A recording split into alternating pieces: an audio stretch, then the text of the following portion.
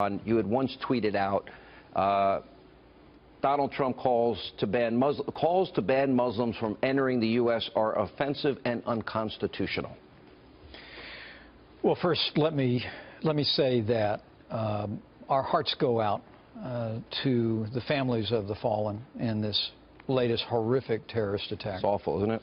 In France. And I am very supportive of Donald Trump's call to temporarily suspend immigration from countries where terrorist influence and impact represents a threat to the United States. Was it a wording difference? Well, I think, you know, I've never hesitated to take issue with fellow Republicans when I don't think that things came out quite right or quite how I would have done it. But I want folks to know that I strongly agree with Donald Trump's call that we've got to do something different. San Bernardino, Orlando, Chattanooga, Fort Hood, Belgium, France, again and again and again. I took, following San Bernardino, we suspended the Syrian refugee program in the state of Indiana using the authority I had as governor. Yeah. Because we have no higher priority than the safety and security of the American people.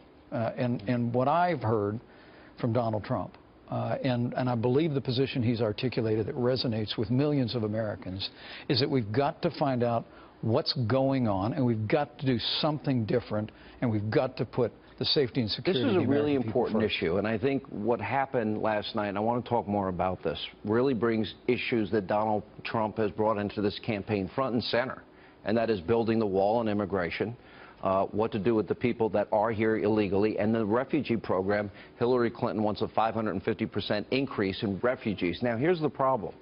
We have our National Director of Intelligence, James Clapper, our FBI Director, our Assistant FBI Director, our CIA Director, our House Homeland Security Chairman, and Obama's own Special Envoy to defeat ISIS, former General John Allen, have all said ISIS will infiltrate the refugee population. Right. Why would we take in people if we know, like what happened in Paris, will happen here because our top intelligence people say so? Well, that's why Donald Trump is right in calling for a temporary suspension from countries that have been compromised by terrorist influence. There's no question it's the right view, but it was precisely Director Comey's testimony last fall that precipitated my decision to suspend the Syrian refugee program. He simply said, with Syria completely compromised by civil war, ISIS, and the regime of Bashar Assad, that we simply can't know who some of these people are. But the American people need to know who these people are. We have a proud tradition of refugee resettlement in my home state of Indiana and all across this country. That continues to this day, but it has to be subordinated to the safety and security of the American people. So if Hillary Clinton wants to bring in 550% more, against the advice, really, of our top national security advisors, CIA, FBI Director, National Director of Intelligence, is she willing to gamble with the lives of Americans? I think it's reckless and irresponsible for Hillary Clinton to call for a 550% increase in the Syrian refugee program at a time of such peril to the United States and our allies. And let me point out that President Barack Obama used his authority in 2009 to suspend the Iraqi refugee program when 2 Iraqi refugees were found to be plotting a terrorist attack in Bowling Green, Kentucky. I mean, this is a very clear choice for the American people. How do you ascertain? The president can suspend this program unilaterally. Barack Obama did it in 2009 when he suspended the Iraqi refugee program for 6 months. Donald Trump is prepared to suspend the program unless and until it's secure. Hillary Clinton wants to increase it by 550%. We've got to have leadership. I put up these issues a lot. The money that Hillary Clinton has gotten from countries like Saudi Arabia, I have the whole list in front of me here, and other countries that practice Sharia, a very strict form of Sharia. $25 million, for example, the Clinton Foundation from Saudi Arabia. $10 million for the Clinton Library. But in Saudi Arabia, gays and lesbians can be executed. You can't build a temple, you can't build a church, and women are told how to dress, they can't drive, they're told whether they can go to work or school, and have to have a male relative to leave the house.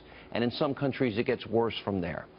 So I guess the question is, if somebody wants to come to America from a Muslim country, and they grew, or maybe a country that practices Sharia, better way to put it, and they're coming from that country, how do we ascertain what's in their heart? Do they want to assimilate? Do they want the breath of freedom that America offers, that your grandparents came for? Or do they want to advance the caliphate, which is worldwide Sharia? My grandfather grew up in a little town called Tubbercurry in Western Ireland. And there's a great story about him standing with his mother looking out over the Ox Mountains. And she said, "You need to go to America because there's a future there for you." It was an American future. My grandfather always cherished his heritage. He would say it was across the pond. They might have been friends with my grandparents. They came here with $10 in their pocket. I think it's very likely. Yeah. But I'm saying he came here to be an American, to buy into the principles enshrined in the Constitution and the Declaration of Independence. And I believe that everyone who is here must be encouraged to buy into the American ideals of freedom. But we have to examine, if you grew up under a system that is the antithesis of what we believe as a constitutional republic, and the values are so different. We have to figure out a way to vet that, don't we? Well, I think that's the challenge that Director Comey referenced. That's the challenge that we face with the refugee program. We just need to be smarter and think harder about individuals who may be coming here, not just rejecting our political ideals, but with the intent to do harm. And that's where we need, as Donald Trump said, we've just got to find out what's going on, and we've got to approach this differently and boldly. And that's quite a contrast from Hillary Clinton, who wants a 550% increase in the Syrian refugee program alone. You, in 2006, the GOP at that time was considering full-scale amnesty. You rejected that concept. I did. And you said in part because what makes America exceptional is the rule of law, and immigrants' first action joining this country cannot be breaking the law through illegal entry. And you called for legislation requiring every illegal alien to leave the country at the point of entry, and then to register, and then they'd have a chance to come back. So you really seem in sync with Donald Trump on the issue of immigration. Does that include the wall?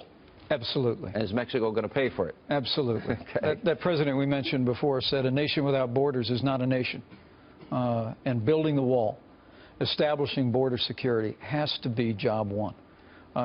Internal enforcement. I mean, we are a nation of laws, and we need to uphold those laws. Do we have to build the wall first and then deal with those people that are here illegally? And for example, if we're going to let some stay, do they have to pay for their own vetting, their own background checks? I have rejected throughout my career amnesty, but I believe we need to focus first and foremost, as Donald Trump has done with such force and such passion, on border integrity and building the wall and internal enforcement. You'll also remember from my record, though, I do think we should reform the way that people have the ability to come into this country. You know, I advocated with the senior senator from Texas at the time, a no amnesty guest worker program that you just alluded to. I think there are ways that we can improve the system, but everything begins with border security, which will make our nation more secure and our economy with a stronger foundation.